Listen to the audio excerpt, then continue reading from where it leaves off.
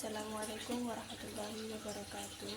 Perkenalkan, nama saya Rafati Umar dengan NIM 0601032514. Di sini saya akan menjelaskan tentang penelitian dan takhrij hadis.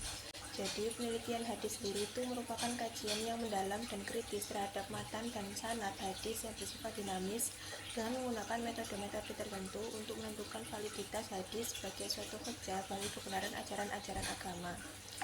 Adapun tujuannya itu untuk menilai kualitas sanad dan matan hadis, memastikan keaslian dan juga keabsahan hadis sebagai sumber hukum Islam yang kedua setelah Al-Quran, juga serta memahami kandungan, makna dan isi hadis agar dapat diamalkan dengan benar. Pentingnya penelitian dalam hadis itu karena hadis tersebut bisa merupakan salah satu sumber ajaran Islam. Penelitian hadis juga sangat penting karena tidak semua hadis itu ditulis pada zaman Rasulullah, jadi memungkinkan banyak hadis yang termasuk hadis palsu atau maudhu.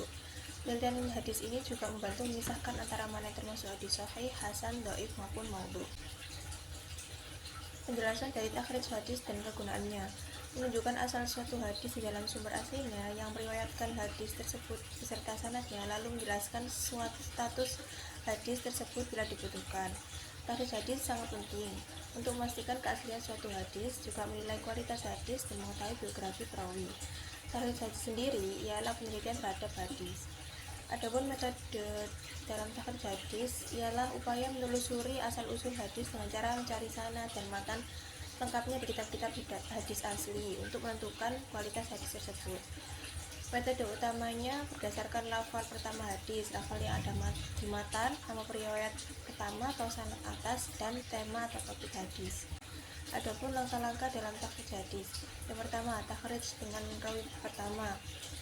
Takhrij ini meneliti hadis dengan menelusuri sanad pertama atau yang paling atas, yakni para sahabat mutasil, isnad atau tabi'in. Yang kedua, takhrij dengan awal lafaz matan hadis. Metode takhrij hadis menurut lafal pertama, yaitu suatu metode yang berdasarkan pada lafal pertama matan hadis sesuai dengan urutan huruf-huruf hijaiyah, sehingga metode ini mempermudah pencarian hadis yang dimaksud.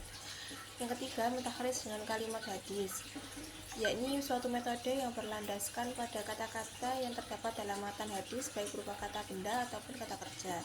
Yang keempat, mentakhrij dengan topik atau tema hadis. Jadi setiap hadis memiliki tema atau topik yang dikandung, baik itu tentang fikih, tafsir, sejarah, dan lain-lain. Jika kita mampu menentukan topik yang terkandung dalam suatu hadis, maka kita dapat mencarinya dengan bantuan buku yang menyebutkan hadis sesuai dengan temanya. Yang kelima, mentakhrij dengan sifat zahir pada hadis. Apabila dapat menentukan sifat zahir yang terdapat pada hadis yang ingin ditakhrij, maka kita juga bisa mencarinya dengan menggunakan kitab yang mengumpulkan hadis tersebut sesuai dengan sifat zahirnya. Kemudian yang keenam, mentakhrij dengan bantuan komputer. Dalam takhrij hadis dengan menggunakan bantuan komputer, kita juga harus memiliki program yang membantu dalam takhrijan hadis.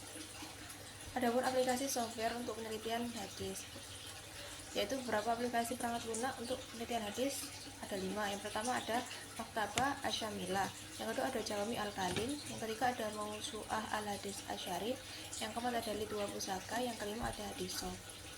Jadi, penelitian dan takhrij hadis itu merupakan dua kegiatan yang saling berkaitan dalam upaya menjaga keaslian dan juga kemurnian ajaran Islam.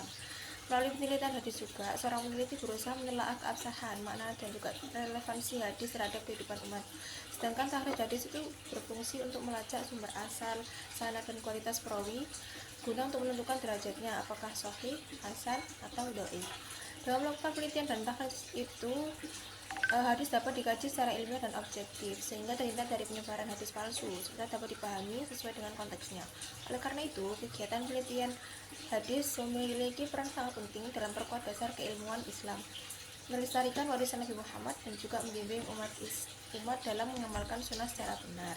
Mungkin sekian penjelasan singkat dari saya. Wassalamualaikum warahmatullahi wabarakatuh.